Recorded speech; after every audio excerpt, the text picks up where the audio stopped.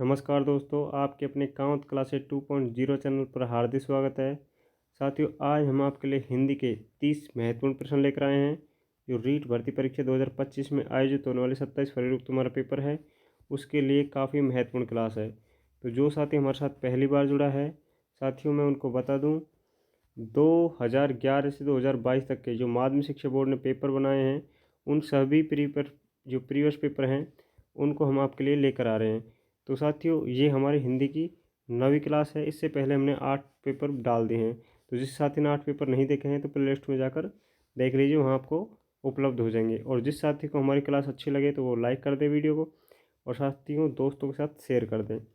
तो माध्यमिक शिक्षा बोर्ड द्वारा किस तरह के प्रश्न पूछे जाते हैं और कैसे प्रश्न आते हैं साथियों, सब इन पर चर्चा करेंगे। पहला जो प्रश्न दिया गया है इसमें यह है, वह कितना सुंदर दृश्य है।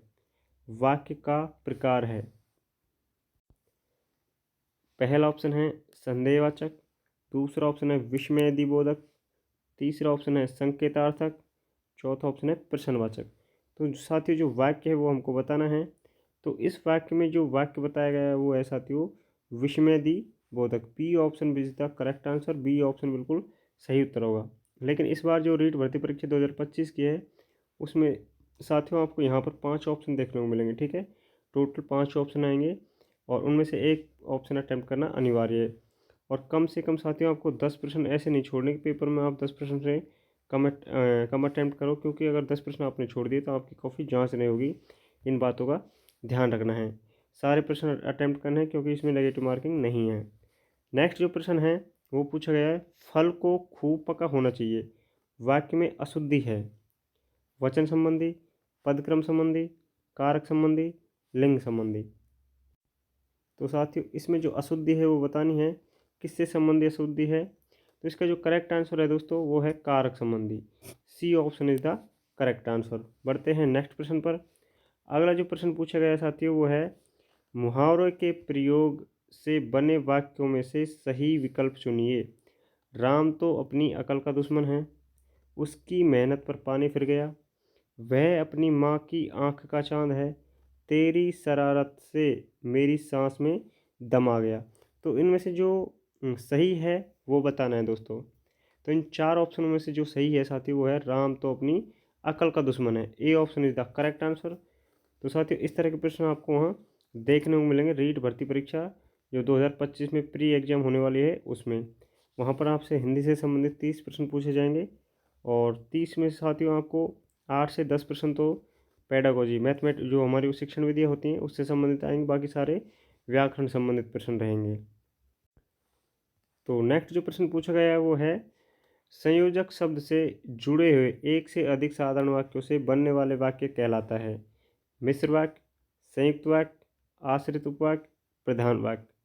तो दोस्तों जब दो वाक्य आपस में मिलते हैं उनका संयोजक होता है तो वहाँ जो वाक्य बनता है वो होता है संयुक्त वाक्य। ठीक है, तो इसका जो उत्तर होगा साथियों वो होगा बी, जो ऑप्शन है बिल्कुल करेक्ट आंसर होगा। बढ़ते हैं नेक्स्ट प्रश्न पर। साथियों अगले प्रश्न पर बढ़ने से पहले मैं आपको बता दूं, हमने साथियों साइको के अब तक जो पार्ट डाले हैं वो 6 पार्ट डाल दिए हैं। 6, ठीक है, 6 प्रीवियस पेपर के साइको से संबंधित हमने क्लास डाल दी है। तो प्ले लिस्ट में जाकर देख लीजिए, वहाँ पर आपको ये उपलब्ध मिल जाएंगे। इसके अलावा हिंदी के साथियों 8 डाल दिए हैं, ईवीएस के डाल दिए हैं, मैथमेटिक्स के डाल दिए हैं, और साथियों L1 और L2 के लिए सबके लिए महत्वपूर्ण है। तो सभी साथी उनको जाके देख लें, आपके लिए साथियों काफ़ी महत्वपूर्ण क्लासें हैं। और यहाँ से प्रश्न माध्यमिक शिक्षा बोर्ड प्रीवियस पेपरों में से अधिकतर प्रश्नों को उठाते ही साथियों हूबहू भी देखने को मिल जाता है। कुछ उनसे संबंधित प्रश्न हैं जो आपको वहाँ देखने को मिल सकते हैं, तो आपके लिए काफ़ी महत्वपूर्ण है। नेक्स्ट प्रश्न पूछा गया है, अंधे के हाथ बटेर लगना लोकोक्ति का सही अर्थ है। तो इसमें लोकोक्ति का सही अर्थ बताना है। अयोग्य प्रशासन, अल्पज्ञ अपने ज्ञान पर अधिक इतराता है, बुद्धिहीन किंतु संपन्न, बिना परिश्रम के अयोग्य व्यक्ति को सुफल की प्राप्ति। तो सही उत्तर साथियों वो हमको बताना है। तो 35वां जो प्रश्न है उसका सही उत्तर है साथियों बुद्धिहीन किंतु संपन्न। तो सी ऑप्शन इसका बिल्कुल करेक्ट आंसर होगा। चलते हैं नेक्स्ट प्रश्न पर। अगला जो प्रश्न पूछा गया साथियों वो 36वां प्रश्न है हमारा, संश्लेषण विधि में सिखाने की प्रक्रिया। तो ये शिक्षण विधि से संबंधित प्रश्न है। जो संश्लेषण विधि है उसमें किस तरह से सिखाया जाता है।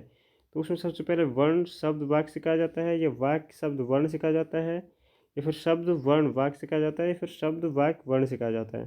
तो जिस तरह से सिखाया जाता है वो हमको बताना है। तो पहला जो ऑप्शन है साथियों, वर्ण शब्द वाक्य, इस तरह से संश्लेषण विधि में सिखाया जाता है। और संश्लेषण जो विधि होती है साथियों, उसमें सभी जो खंड है उनका इकट्ठा करके जोड़ा जाता है, ठीक है। और विश्लेषण में जो एक पार्ट है उसका खंडन में बांटा जाता है। तो ये आपको पता होना चाहिए। नेक्स्ट जो प्रश्न है दोस्तों, उसमें पूछा गया है गद्य शिक्षण में शब्दार्थ स्पष्ट करने की विधि है। तो प्रश्नोत्तर विधि है, व्यास विधि है, उद्बोधन विधि है, खंडान्वय विधि है। तो जो इसमें शब्द का अर्थ स्पष्ट हो वो कौन सी विधि है साथियों, हमको बताना है। तो इसका जो करेक्ट आंसर है वो है उद्बोधन विधि, ठीक है। C option is the correct answer. चलते हैं नेक्स्ट प्रश्न पर। अगला प्रश्न पूछा गया है श्रुत लेख में रेफ वर्ण संबंधी अभ्यास नहीं है। तो साथियों रेफ वर्ण आपको पता होना चाहिए, जितने भी आधे रे होते हैं उसको रेफ वर्ण बोले जाते हैं। जैसे ये वाला रे है, ऊपर वाला रे है, तो ये सभी साथियों कौन से वर्ण होते हैं, रेफ वर्ण होते हैं। तो इसमें जो नहीं है वो बताना है। कर्म में है, कबूतर में है, धर्म में है, प्रकाश में। जिसमें नहीं है वो बताओ साथियों। तो कबूतर शब्द है, इसमें आधा रे नहीं है। बाकी कर्म में है, धर्म में है, प्रकाश में, इन सभी में क्या है, रेफ वर्ण है। लेकिन कबूतर में रेफ वर्ण नहीं है। तो बी ऑप्शन इसका बिल्कुल करेक्ट आंसर होगा। बढ़ते हैं नेक्स्ट प्रश्न पर।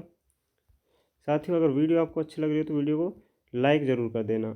नेक्स्ट जो प्रश्न पूछा गया साथियों वो है लिखना सिखाने से पूर्व बालकों को चित्रकला सिखाना चाहिए, क्योंकि अक्षर भी चित्र ही हैं। इस मत का समर्थन किया है महात्मा गांधी ने, अरविंद घोष ने, विवेकानंद ने, विनोबा भावे ने। साथियों ये जो परिभाषा है कम से कम 2 या 3 बार अब तक एग्जाम में रिपीट हो चुकी है। तो इस परिभाषा को नोट कर लीजिए। ऐसी परिभाषा साथियों आपको हूबहू देखने को मिल सकती है रीट भर्ती परीक्षा 2025 में। तो ये जो परिभाषा दी थी साथियों किसने दी है, महात्मा गांधी ने। ए ऑप्शन इसका बिल्कुल करेक्ट आंसर होगा। उसने बताया है कि अक्षर ही क्या है, चित्र हैं। ये आपको याद रखना है। नेक्स्ट प्रश्न पर चलते हैं साथियों। हार्वर्ड जो विधि है, जो हार्वर्ड उपागम है साथियों, यहाँ से प्रश्न हर बार एग्जाम में आते हैं 1 या 2। तो इनकी विधि को आपको याद रखना है। हार्वर्ड उपागम के पद हैं, तो 3 पद हैं, 5 पद हैं, 8 पद हैं या 9 पद हैं। तो 40वां जो प्रश्न है उसको हमको करेक्ट आंसर बताना है। साथियों हार्वर्ड जो उपागम है उसमें 5 पद बताए हैं। कितने पद बताए हैं, 5 पद हैं। तो बी ऑप्शन इसका बिल्कुल करेक्ट आंसर होगा। तो ऐसे प्रश्न हैं साथियों जो आपको वहाँ देखने को मिल सकते हैं। तो इसलिए आपके लिए काफ़ी महत्वपूर्ण क्लास है। तो जो साथी पहली बार जुड़ा है साथियों, वीडियो अच्छी लगे तो चैनल को ज्वाइन कर लेना, चैनल को सब्सक्राइब कर लेना और बेल आइकन को प्रेस कर देना, ताकि तब भी हम आपके लिए वीडियो लेकर आएँ तो नोटिफिकेशन आप तक पहुंच जाए। नेक्स्ट प्रश्न पूछा गया है शिक्षण में इकाई का संप्रदाय किसकी देन है। जो इकाई संप्रदाय है, इकाई विधि है, किसने दी है, ब्लूम ने दी है, जॉन डीवी ने दी है, मॉरिसन ने दी है या हर्बर्ट ने दी है। तो साथियों इकाई विधि जो दी है वो किसने दी है हमको बताना है। इकाई विधि है साथियों मॉरिसन की। C option is the correct answer, ठीक है। जो इकाई विधि दी है वो किसने दी है, मॉरिसन ने।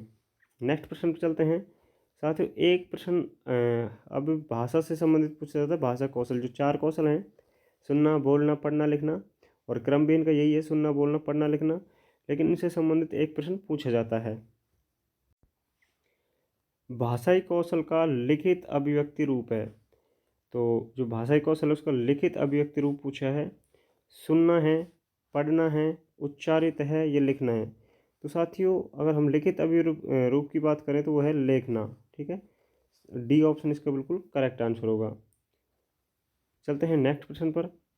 अगला जो प्रश्न पूछा गया है साथियों, ढ का उच्चारण स्थान है, कंठ है, तालु है, मूर्धा है, दंत है।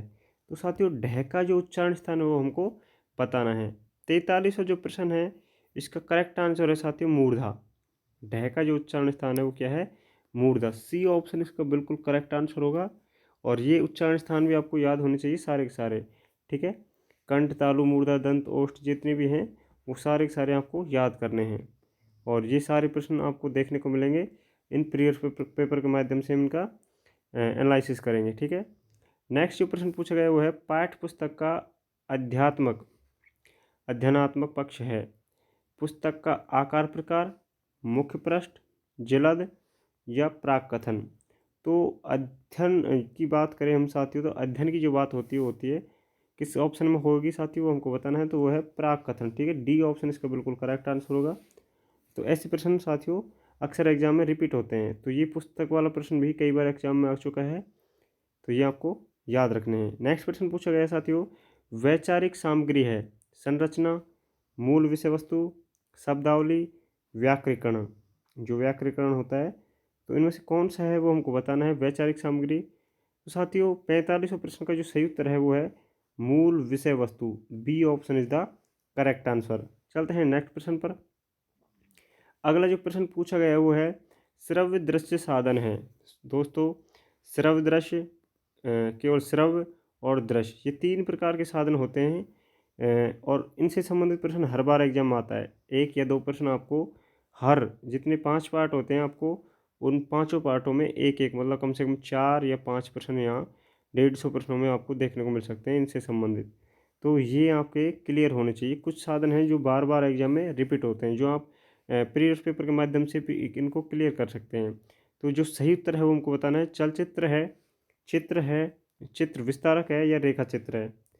तो साथियों चित्र हो, रेखा चित्र हो या चित्र विस्तारक हो, ये सभी क्या हैं, दृश्य हैं। लेकिन चलचित्र की अगर बात करें तो ये श्रव्य भी होता है और दृश्य भी होता है। टेलीविज़न की बात की जा रही है साथियों, यहाँ जो टेलीविज़न है चलचित्र उसी का एक रूप है। तो टेलीविज़न, ठीक है। तो साथियों टेलीविज़न है जो चलचित्र का ही रूप है और ए ऑप्शन इसका बिल्कुल करेक्ट आंसर होगा। तो ऐसे प्रश्न हैं साथियों जो एग्जाम में आपको बार बार देखने को मिलेंगे। ठीक है, नेक्स्ट प्रश्न है नाटक का संबंध किस ज्ञानेंद्रिय से है। मुंह से है, कान से है, कान व आँख से है या आँख से है। तो नाटक की अगर बात करें तो जो नाटक का संबंध होता है वो किससे होता है साथियों, कान व आँख से। क्योंकि हम नाटक जब देखते हैं तो उसमें आँखों से दिखाई देता है साथियों और कानों से क्या देता है, सुनाई। तो सी ऑप्शन इसका बिल्कुल सही उत्तर होगा। नेक्स्ट प्रश्न पर चलते हैं और ये प्रश्न भी साथियों कई बार रिपीट हुआ है। जो 48 नंबर का हमारा प्रश्न है, सत्र की समाप्ति पर प्रयुक्त मूल्यांकन है नियोजनात्मक मूल्यांकन, निर्माणात्मक मूल्यांकन, निदानात्मक मूल्यांकन या संकलनात्मक मूल्यांकन। तो इसका जो सही उत्तर है साथियों हमको बताना है। 48वां जो प्रश्न है उसका जो करेक्ट आंसर है साथियों वो है संकलनात्मक मूल्यांकन, जिसको योगात्मक मूल्यांकन कहते हैं साथियों। क्या बोलते हैं, योगात्मक मूल्यांकन। पिछली बार जो एग्ज़ाम हुई थी 22 वाली, उसमें पूछा गया था जो योगात्मक मूल्यांकन है ये कब होता है। तो साथियों वहाँ ऑप्शन में था सत्र की समाप्ति पर या सत्र के अंत पर, कुछ ऐसा था। तो मतलब यहाँ पर प्रश्न से उत्तर बनाया गया है और जो 22 में पूछा गया था प्रश्न से उत्तर पूछा गया था। तो ऐसे प्रश्न आपको वहाँ पर देखने को मिलेंगे। तो ये जो पेपर है साथियों 2018 की भर्ती का पेपर है, जो L1 और L2 दोनों के लिए काफ़ी महत्वपूर्ण है साथियों। ठीक है, लेवल 1 में भी हिंदी आती है 30% और लेवल 2 में भी हिंदी के पूछे जाते हैं। तो साथियों दोनों के लिए ये काफ़ी महत्वपूर्ण है। नेक्स्ट प्रश्न पूछा गया दोस्तों इसमें, ब्लू प्रिंट ढांचा तैयार करने में उपयोगी नहीं है। तो जो उपयोगी नहीं है वो बतानी है। शिक्षक निर्मित सामग्री, शिक्षण के लक्ष्य, पाठ्य वस्तु के प्रकरण और प्रश्नों के प्रकार। तो इनमें जो साथियों उपयोगी नहीं है वो बताना है। तो इसका जो करेक्ट आंसर है वो है शिक्षक द्वारा जो सामग्री निर्मित होती है वो उपयोगी नहीं है ब्लू प्रिंट में। ठीक है, तो ए ऑप्शन इसका बिल्कुल करेक्ट आंसर होगा। एक साथियों जो 50वें नंबर का हमारा प्रश्न है, ये भी बहुत बार एग्जाम में जितने पेपर हमने करवाए हैं वो सब में लगभग 1 या 2 प्रश्न इनसे संबंधित प्रश्न देखने को मिलेंगे। आप खुद देखेंगे जितने प्रीवियस पेपर करवाए हैं साथियों उन सब में ऐसे प्रश्न आते हैं। और उपचारात्मक और निदानात्मक ये 2 प्रश्न तो ऐसे हैं साथियों जो हर एग्जाम में, और जितने भी पार्ट होते हैं निदानात्मक, ठीक है, निदानात्मक, उन दोनों तीनों में साथियों 2 या 3 प्रश्न। तो उपचारात्मक और निदानात्मक इनसे संबंधित प्रश्न अक्सर एग्जाम में पूछे जाते हैं। तो कैसे प्रश्न आते हैं अभी हमको बताते हैं। इसमें पूछा गया उपचारात्मक शिक्षण है। तो उपचारात्मक जो शिक्षण होता है साथियों वो होता है अध्यापन संबंधी जो कठिनाई है उनको दूर करते समय ये शिक्षण किया जाता है। तो जो कठिनाई है साथियों उनको दूर करने के लिए तो उपचारात्मक शिक्षण होता है, लेकिन जब किसी समस्या का पता लगाया जाता है, कठिनाई को पता लगाया जाता है, जब किसी भी क्षेत्र में हो, तो वहाँ होता है साथियों निदानात्मक क्या होता है, निदानात्मक शिक्षण। तो ऐसे प्रश्न साथियों आपको हर पेपर में 1 या 2 प्रश्न देखने को मिलेंगे, तो इन प्रश्नों को आपको याद रखना है, ठीक है। यहाँ से आपको हूबहू देखने को मिल सकते हैं ऐसे प्रश्न। और अगले जो प्रश्न पूछे गए हैं साथियों गद्यांश से संबंधित है, जिसमें 51 से 55 तक जो प्रश्न है, इस गद्यांश को पढ़कर इनके आंसर देने हैं। गद्यांश आपके सामने है, इसको पढ़ लीजिए, इनके बाद में हम इसका आंसर देंगे। चलते हैं नेक्स्ट प्रश्न पर। अगला जो प्रश्न दिया गया है साथियों 51 नंबर का हमारा, वो उपसर्ग से संबंधित है और काफ़ी अच्छा प्रश्न है।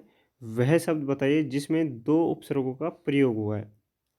निर्माण, निर्विरोध, निरीक्षक, निरंकुश। तो साथियों 2 उपसर्ग का जो प्रयोग हुआ है वो ऑप्शन बताना है। तो इसमें बात करें बी ऑप्शन की, तो इसमें निर्विरोध बिल्कुल करेक्ट आंसर होगा। यहाँ पर निर उपसर्ग है साथियों एक तो, और प्लस में वी है, ठीक है। तो ये 2 उपसर्ग हैं, बाकी रोध तो मूल शब्द हो जाएगा। तो निर उपसर्ग हो गया और वी हो गया, तो 2 उपसर्ग हो एक साथ ये निर्विरोध में। बी ऑप्शन इसका बिल्कुल करेक्ट आंसर होगा। साथियों वीडियो अच्छी लग रही है तो वीडियो को लाइक करना और अपने जितने भी दोस्त हैं उनको इस पास शेयर ज़रूर कर देना। और जो साथी चैनल पर पहली बार आए हो तो चैनल को ज्वाइन कर लेना, चैनल को सब्सक्राइब करना ना भूलना। बढ़ते हैं नेक्स्ट प्रश्न पर। अगला प्रश्न पूछा गया है, इनमें से जातिवाचक संज्ञा से भाववाचक संज्ञा का सही उदाहरण है। मतलब जातिवाचक संज्ञा से भाववाचक संज्ञा बनानी है। तो दोस्तों इसका जो करेक्ट आंसर हो हमको बताना है। दानव से दानवता, सर्व से सर्वस्व, चतुर से चतुराई, गाना से गान। तो कौन सा ऑप्शन बिल्कुल करेक्ट होगा वो हमको बताना है। तो इसका जो सही उत्तर है साथियों वो है दानव से दानवता, ठीक है। दानव शब्द जातिवाचक संज्ञा है और दानवता भाववाचक संज्ञा में बदल दी गई है। तो ए ऑप्शन इसका बिल्कुल करेक्ट आंसर है। बढ़ते हैं नेक्स्ट प्रश्न पर। अगला जो हमारा प्रश्न पूछा गया साथियों वो पूछा गया मौलिक शब्द किस वाक्यांश के लिए प्रयुक्त है। ये होता है तो मूल से मिलाकर बनाया हुआ है, मूल जो किसी की नकल न हो, मूल में विश्वास करना, मूल की स्थापना। तो जो ऑप्शन सही है वो हमको बताना है। मौलिक जो शब्द है साथियों वो होता है मूल जो किसी की नकल न हो, ठीक है। बी ऑप्शन इसका बिल्कुल करेक्ट आंसर होगा। चलते हैं नेक्स्ट प्रश्न पर। साथियों अगला जो प्रश्न पूछा गया है वो है पर्यायवाची से संबंधित प्रश्न है। आकाश का पर्यायवाची पूछा है। जो 54वां प्रश्न हमारे साथियों, इनमें से आकाश का पर्याय नहीं है। सर, वासव, व्योम, उत्पल। तो जो करेक्ट आंसर है वो हमको बताना है। तो इसका जो सही उत्तर है साथियों 54वें प्रश्न का वो होगा साथियों व्योम, ठीक है। C option is the correct answer. बढ़ते हैं नेक्स्ट प्रश्न पर। अगला प्रश्न पूछा गया है दोस्तों, आसपास शब्द में कौन सा समास है। जो आसपास शब्द है उसमें समास कौन सा है वो पूछा है। द्वंद्व है, दिग्गु है, कर्मधारय है, तत्पुरुष है। तो दोस्तों आसपास में जो समास है वो होगा द्वंद्व। A option is the correct answer. पढ़ते हैं नेक्स्ट प्रश्न पर। अगला जो प्रश्न है साथियों वो भी गद्यांश से संबंधित पूछा गया है। और ऐसे ही साथियों हर पेपर में जो आपके लिए रीट 2025 में आयोजित होगी वहाँ भी 2 ही गद्यांश आएंगे, ठीक है। एक तो अभी 55 से 51 से 55 तक आया था, अब 56 से 60 नंबर तक जो प्रश्न है वो सारे गद्यांश को पढ़ के हमको देने हैं। तो आपको 2025 में जो आयोजित होगी रीट, तो उसमें भी साथियों ऐसे गद्यांश आपको देखने को मिलेगा और ऐसे ही व्याकरण से संबंधित और शिक्षण विधियों से संबंधित प्रश्न देखने को मिलेंगे, जो प्रीवियस पेपर से साथियों आप बहुत कुछ सीख ले सकते हैं और इनसे संबंधित प्रश्न आप पता लगा सकते हैं साथियों, या फिर हूबहू आपको यहाँ से मिल सकते हैं। तो आपके लिए काफ़ी महत्वपूर्ण प्रश्न है ये। तो अगला जो प्रश्न पूछा गया वो है अनर्थकारी शब्द का क्या अभिप्राय है। विपरीत अर्थ करने वाला, एमोद्रिक अर्थ वाला, विशिष्ट अर्थ करने वाला, अनिष्ट करने वाला।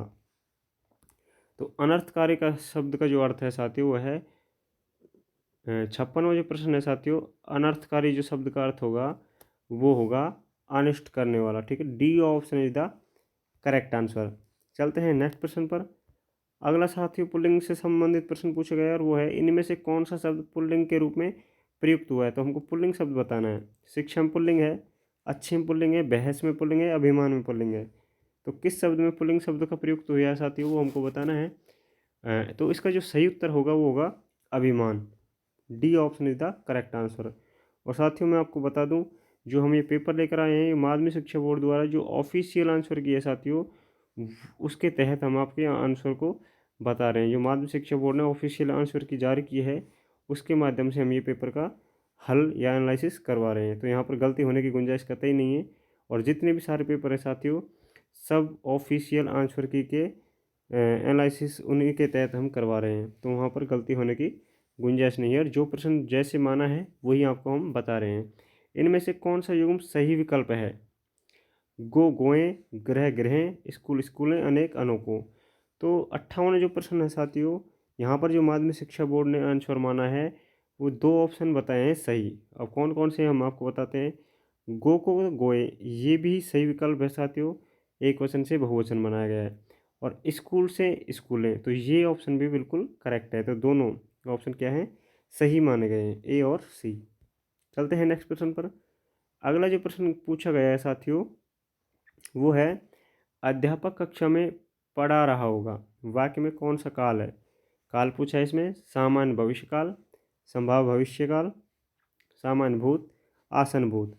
तो इनमें जो सही उत्तर है साथियों वो होगा अध्यापक कक्षा में पढ़ा रहा होगा।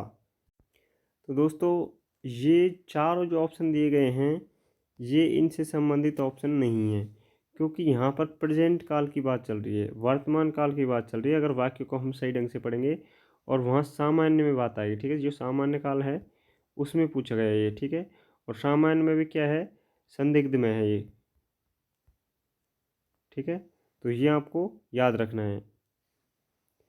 तो साथियों इसका जो उत्तर मान है माध्यमिक शिक्षा बोर्ड ने, तो इसमें क्या दिया गया है साथियों, बोनस, क्योंकि वो ऑप्शन में आपको दिया नहीं है, ठीक है। तो 59वां जो प्रश्न है उसको डिलीट किया गया है। बढ़ते हैं नेक्स्ट प्रश्न पर। और ये हमारे साथियों अंतिम प्रश्न है हिंदी पार्ट का, और यहाँ हमारे 9 पार्ट कंप्लीट हो जाएंगे। तो साथियों वीडियो आपको कैसी लगी ये कमेंट करके बताना है, ज़रूर कमेंट करना है। और जो साथी चैनल पर पहली बार आए तो चैनल को ज्वाइन कर लेना, चैनल को सब्सक्राइब कर लेना, बेल आइकन को प्रेस कर देना ताकि वीडियो का नोटिफिकेशन आप तक पहुँच जाए। और साथियों मिलते हैं नेक्स्ट वीडियो में। और इस प्रश्न का जो उत्तर है साथियों, 60वां प्रश्न का जो सही उत्तर है वो होगा, जो परम प्रणाली शब्द है साथियों, इनका जो अर्थ होता है वो होता है परंपरा, और एक होता है पद्धति। दोनों आंसर माध्यमिक शिक्षा बोर्ड ने सही माने। तो इनका जो अर्थ है, एक तो परंपरा होगा, एक पद्धति होगा। तो साथियों वीडियो कैसी लगी कमेंट करके ज़रूर बताना, और चैनल पर पहली बार तो ज्वाइन करना ना भूलें, ठीक है। और नेक्स्ट जो हम वीडियो लेकर आ रहे हैं आपके लिए, साइकोलॉजी के लेकर आ रहे हैं 30 महत्वपूर्ण प्रश्न है साथियों, और वो भी आपके लिए काफ़ी इंपॉर्टेंट होने वाले हैं। तो साथियों अगले हमारे साथ जुड़ जाइए नेक्स्ट वीडियो में। धन्यवाद, मिलते हैं नेक्स्ट वीडियो में।